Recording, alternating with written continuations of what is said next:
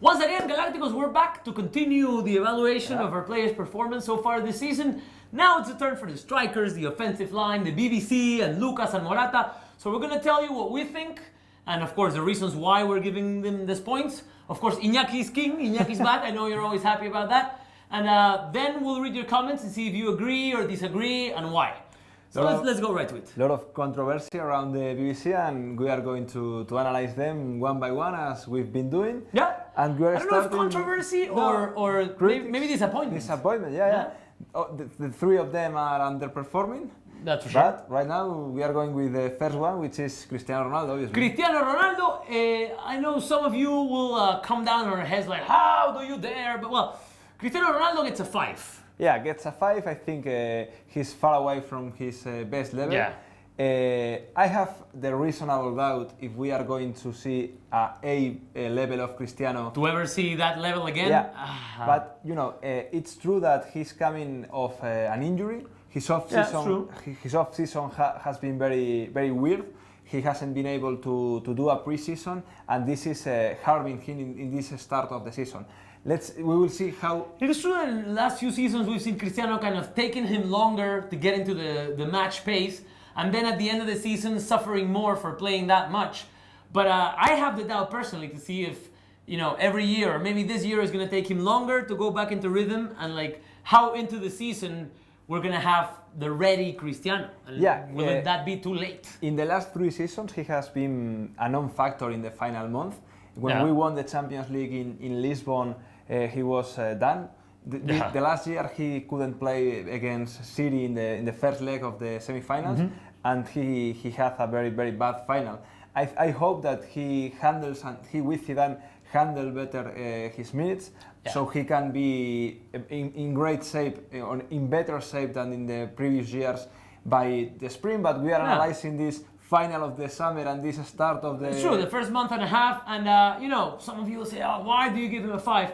Again, I'm going to explain it because, you know, if this is the Cristiano Ronaldo we are going to see all year, then it's going to be his worst year in Real Madrid for sure. He scored 3 goals so far in 6 games. It's fair to say he's missed 4. But, you know, if Cristiano scores 3 goals in 6 games and we expect Cristiano to score at least 45 or 50, that means we have to play 100 games this year to see Cristiano score 50. So, you know, that's not going to happen. It's fair to say that we've seen a slightly improvement during the games, which is normal. I think his best game was in Dortmund. I agree. His best game was in Dortmund. Against Eibar, he played a very nice, a very good first half, but then he vanished a little bit. And I think that you have talked about the number of goals, the amount of goals he can score this year, and I think that we have to see further and see what kind of goals he scores. Right now, so start administering the goals better. So instead of 50, if he scores 30, but are 30 important goals. Yeah. Right now, during this month, he has proved that his his dribbling is no longer a factor. Yeah. He has real trouble to be a 40 meters player, which is normal because he's a player entering his 30s. Reminds you of Rafa Nadal. You know, he's a player like. Of course, you know, some players at 30 can still continue the way they play, but the way Cristiano has played at 24, 25 was so physical that, you know, over 31. But we will see, it's a further debate, a further analysis, but we will see how Cristiano readapts himself. Yeah. You know, I think that the new Cristiano is starting, and we don't know how productive is that new version of Cristiano is going to be. Messi has rebuilt his game. But Messi has been doing this in a longer period of time. Cristiano is in that process, and I don't know what kind of Cristiano we are going to see. He's still stick to the left wing, which I think is not the best position for him not anymore. I think it's like a battle against the player he used to be, the battle against the time, you know, he wants to stay in the wing. I think we agree that the best evolution for him, or that's at least what we think, is to be, you know, a pure number 9, a striker, you know, and making the most of his awesome goal-scoring ability. He's a tremendous finisher. Of course, he's one of the best. Not depending on Cristiano being fast, on Cristiano being able to dribble, on Cristiano being able to participate much in the game. But, you know, I think we should kind of brush off everything but his, you know, out of this world ability to score goals. Absolutely, he's maybe the best goal scorer in history of football in that term. I think that his average is ridiculous. He has over a goal per game in La Liga, which is awesome. It's absolutely awesome, and I think it will be very interesting to see how Cristiano evolves during this year and which kind of Cristiano we are going to see. I think that he's still our main guy, but right now he hasn't performed as the main guy, which opens another debate, but we are only rating them. Of course, we could talk about Cristiano for hours, for days, but yeah, I think that's a good point. Maybe there's still a feeling that he's the go-to guy, but I think footballistically, maybe not anymore. Yeah, I agree. But, so Cristiano gets a 5, of course, in the hopes that we'll see a better Cristiano further down the road. Let's go with Gareth Bale. Gareth Bale, for me, and for Iñaki, I know too, is of the BBC, the guy that's performed the best. Not, of course, at the full of his potential, but we're going to give Bale a 6. Yeah, he has a 6. As you said, he has been the best of the BBC, but Benzema is going to fail. I advance that. Yeah. And that is not passing the exams. That struggles of the BBC is a factor in this crisis of Real Madrid of results in the last month. Yes. Because it's some kind of off topic we are rating, I know, but Real Madrid now lacks of a game plan, I think, of a clear identity, and maybe for the first time in the last decade, during this month, Real Madrid hasn't had a star that can get the job done if the group is not doing okay. I understand, yeah. And I agree, of course. And I think that it's a really new scenario that it's shocking. I think that any one of these players at least is going to be is going to play as a superstar. But during this month and a half, we haven't seen the end. Yeah, we haven't seen superstar playing from nobody. Yeah. Maybe, and this is one thing we've talked about a lot. Like we've seen great moments of Cristiano, great moments of Bale, but not enough great moments, to win games. Well, at least the last 4 games. Exactly, because we were talking about this after Eibar. Of course, we have Gareth Bale or Cristiano, but if Cristiano played an excellent game against Eibar, it's hard for me to conceive that Real Madrid will tie or will draw against Eibar at home if Cristiano had a really good game. Absolutely. Or Bale. Sticking to Bale right now, I think that Bale is in great shape right now.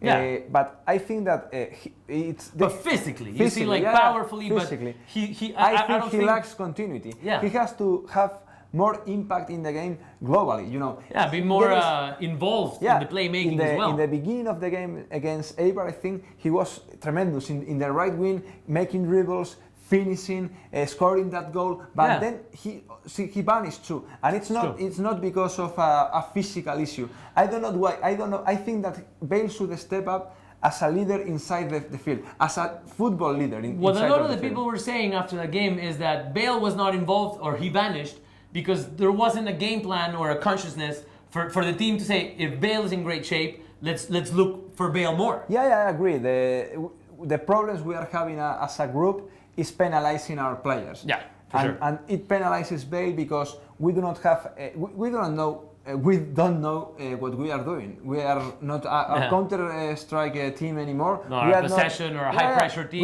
We are in the middle of a couple of styles, and we are not going with one of it. Yeah, and let's say it's fair to say that right now we're not the best at any of them. Yeah, absolutely. We're not the best counter-attacking or not possession. Not the best defensive team, not the best possession team. Yeah, that's so let's go with Karim Benzema. He's gonna get a 4. He's failing this test because, again, I think we have seen, if we think about Karim at somehow or something similar to his best, this is not what we have seen at all. We have seen, again, great moments, sparks, scoring goals, making good plays, but an overall performance. Number one is the injuries, which is also a problem. And we start thinking, this is going to be or a problem that we're going to have always, because we're never going to have Karim Benzema ready for 2 or 3 months even. So that's a problem. Right now, Benzema's cause has no defense. If this was a court, you scored. Exactly. A lot of people has waived Benzema's abilities to do a lot of things besides scoring goals, which is true. Yeah, and he's very good with it, like playing with his back to the goal. Benzema is not the guy who has to score 40 goals. You have Cristiano for that, you have Bale to add between 20 and 30. Benzema has to put 20, but... Yeah, and last year he scored 25. Yeah, but the things that made Benzema fit in this system is that he can do a lot of things. But right now, he's not doing. He's not doing. I crunch numbers, it's okay. Yeah, you crunching the numbers. A lot of numbers, and he has only created 3 chances. In takes on, he has only completed 1 take on, and he has only received 2 faults. You know, that's because he's a non-factor. Against Eibar in the last game, the thing. In 45 minutes, he touched the ball 5 times. And probably just to get it and get it back to Toni Kroos. No danger, absolutely. No generating and of... Again, going back to the previous point, we are not talking about a finisher. We are talking about a kind of number 9 that involves in the game, that helps building the game, and he's not doing that. But that's why we're giving him a 4. It's not because he's not scoring goals. I mean, he scored already maybe 2 or 3. Yeah. Maybe the same as Cristiano. Yeah. But, you know, like what we expect from him, that he does so well, when he does it well, he's not doing it at all. Yeah. He looks... Number 1, he doesn't look match fit, and this is one thing that, of course, he's not ready, but I'm thinking, okay, he had a very long stop in the summer, he didn't play the Euros, but like, how long is it going to take? I mean, the season started a month and a half ago. You train every day, like, how much longer? Plus, right now, he's a very static number 9. Yeah. He doesn't move without the ball, and it gets that a lot of people, Cristiano and him especially, are not moving without the ball, and they are not creating spaces for other players, which is a problem that is for the rest of the group. Yeah, because they're making it easier for the other team's defense to just predict. We'll talk a little bit later about him. It's the next player we analyze. He can be accurate or not, but he's going to make moves. He's going to try to go to the back of the defenders. Yeah. You know, he's going to try to came back 20 meters, you know. We saw in the game against Eibar. Movement. It's true that Morata didn't improve a lot what Benzema did, but in the first 10 or 15 minutes with Morata on the pitch, we had generated some clear chances. Yeah. There was a goal called out because of offside. So I don't know. I think Benzema. I mean. Yeah. The entering of players like, again, Morata and Lucas, we'll talk about them later. It's that they have one-on-one, they generate something, you know. Right now, especially that as a group we are not working, we need players by themselves to generate things. Individual players that can break, you know, the dynamic of a play. Yeah, the rhythm, you know. And Benzema doesn't look like that at all. Of course, he gets a 4 because if we see a semi-decent Benzema is going to be a lot better than this. Yeah. So that, I think it's fair. Alvaro Morata gets a 6. And I think, again, you know, he gets more because we expect maybe less from him. But after seeing the last few games, I think it's the cry from all the Madridismo that Morata should be the one starting because he gives a lot more work, more movement, more everything. I don't know which reason benefits Morata. What Morata is doing or what Benzema is doing. But the reality is a combination of both. A lot of fans, analysts are asking for Morata. And Zidane actually realized of that when he substituted in the halftime Benzema for Morata. I think that Morata's biggest thing to address is being more accurate when he's in front of the goalkeeper. That's true. I think that he has produced a ton of chances by himself. He has been making takes on, you know, but he has to finish better. That's the thing. If you go back to his goals, couple of them, both with one touch, with no thinking. Against Celta, loose ball in the area, and his tremendous header versus Sporting. Yeah. The problem for him is when he is in front of the goalkeeper. When he has time to think in front of the keeper. But, you know, besides that, and again, we go back to the point, it'd be fair to also, you know, pass Morata through this filter is, we're not counting on Morata to score the goals. We're counting on Bale and Cristiano to do that. But Morata is true. He generates a lot of danger because of how he moves. But there are things, for example, I don't know, but every game there's at least 1, 2, or 3 offsides by Morata. And this, I don't know if this is because he's not very talented in, you know, locating himself on the pitch. I think that he will improve that with games. He's a really young guy, and I think that he's moving constantly and he's living in that line where a 50 centimeters makes the difference. You know, if he's 5 centimeters, if he's able to get himself in front of the goalkeeper alone, it's also because he can live in that line. And when he's in legal position, he can make that play. I think that, you know, it's that kind of number 9 that lives in that line, And I think that he should stick to that, but yes, he has to improve a little bit. Yeah, but still, to be honest with you, in the last 3 or 4 weeks, I am slightly changing my mind about Morata. I'm not going to say that he's a striker that I would have liked to have, but seeing what he can do, is a really reliable backup.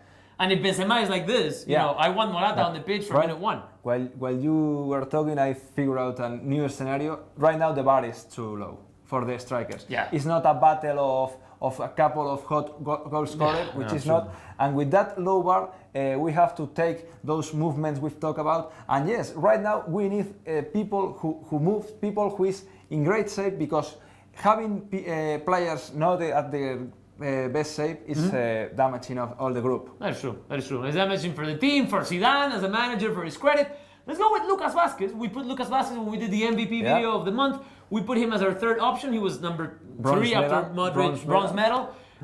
So Lucas Vázquez, and I know a lot of you will find this maybe controversial.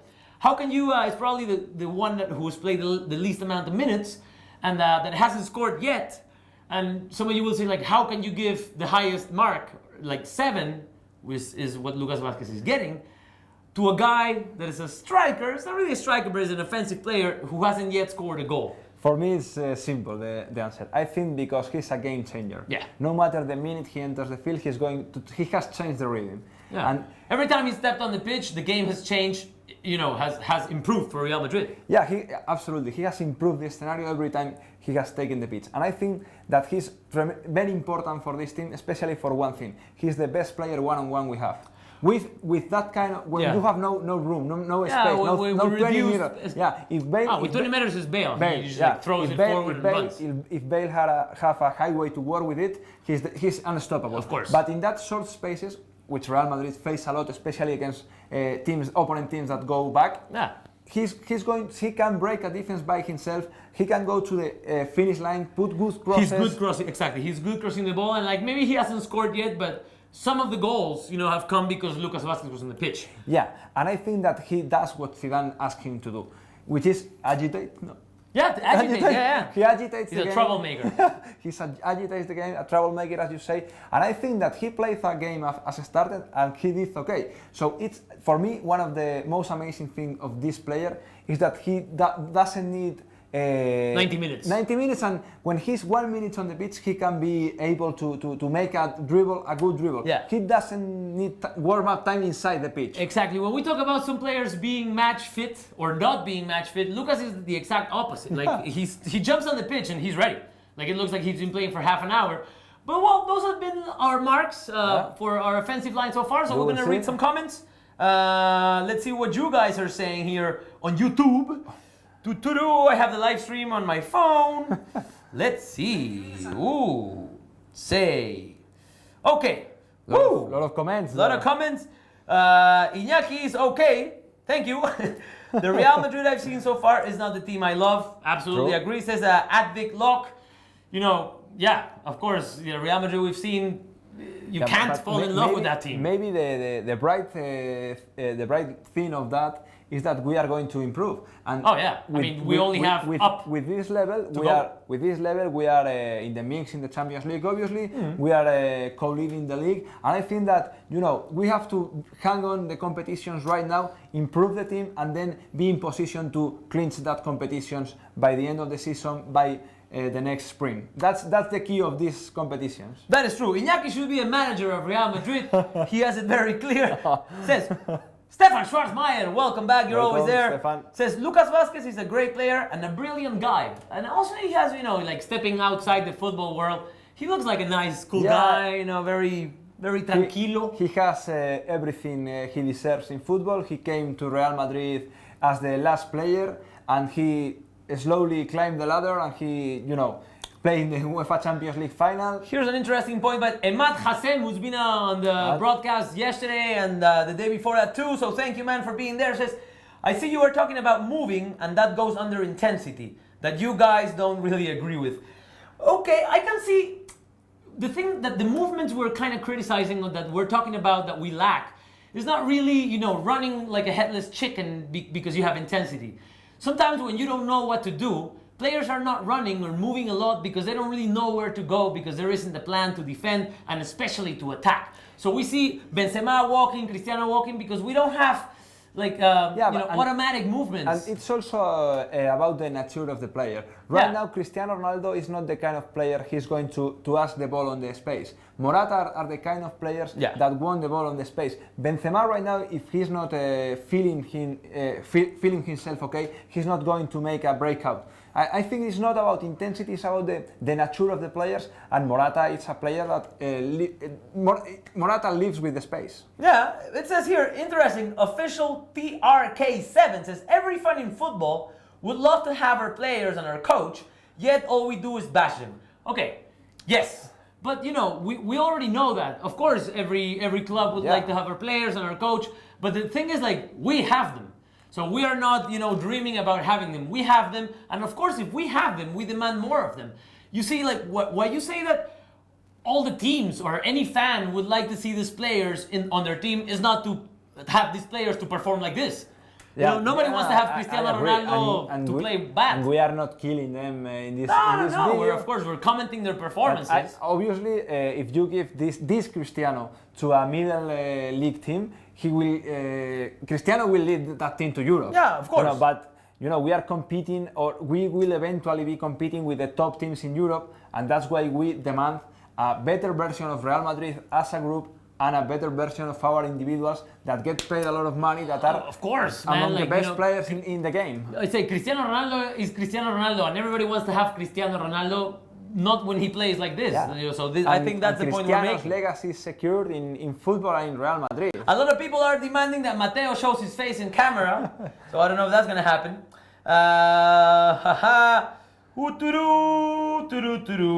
All right, guys, let's see what else you're saying. Guau, no entiendo nada. That's in Spanish, right? I don't understand anything. Pronto en español. In 10 minutes will be in Spanish. Says Uturu Vázquez is a very productive player. He is. Absolutely.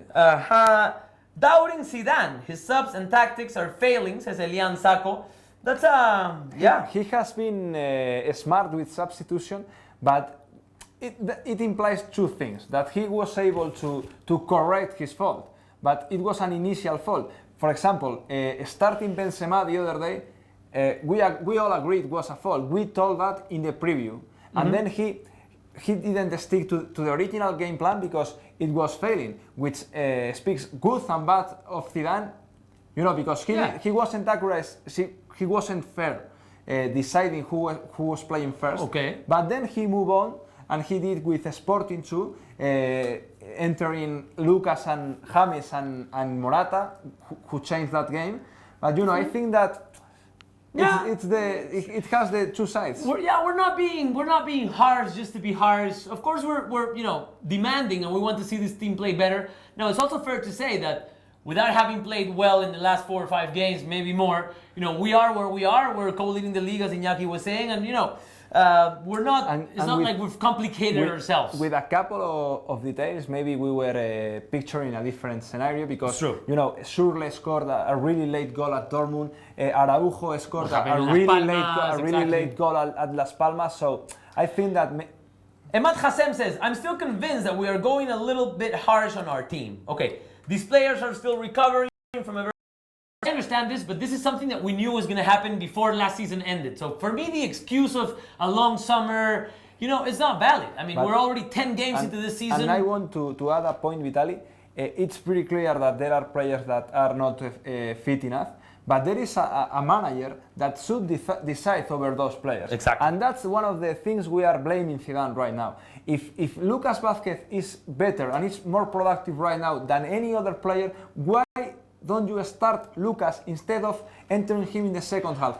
I think that's one of the things that Zidane has maybe not been very smart or experienced about is deciding what minutes are going to help the players get back into understand form. That Zidane's first goal could be recovering the BBC. I understand that, but if they are not showing symptoms of recovery, you have to move on a little bit to agitate the tree. There you go. You have to shake the tree so the leaves can fall. Anyway, Galacticos, as always, it's been a pleasure. We could, read comments for hours, but we have to stop. Thank you for being there. Don't forget to, like and and subscribe. I think all of you there have already done it. But if you haven't, do it. Share with your friends. Yeah. If you have some friends, Madridistas around the world, let them know we're here. Will be the final chapter. Zidane will be next week. Yes. Will be live. Yes. We'll be analyze analyzing the points on Zidane. And thank you for being. So we're gonna get a couple of shout-outs before we close for Elian Sacco, for Trigger Happy, of course, for Michel Segura, for Afro Jack, for Advik Lok, for Real Galacticos, for Stefan Schwarzmeier, for Oscar Cordova, and for Emad Hassem, for Pepe Nacho Medina, official TRK7. Guys, thank you very much for being there, and we'll see you tomorrow. Gracias, adiós.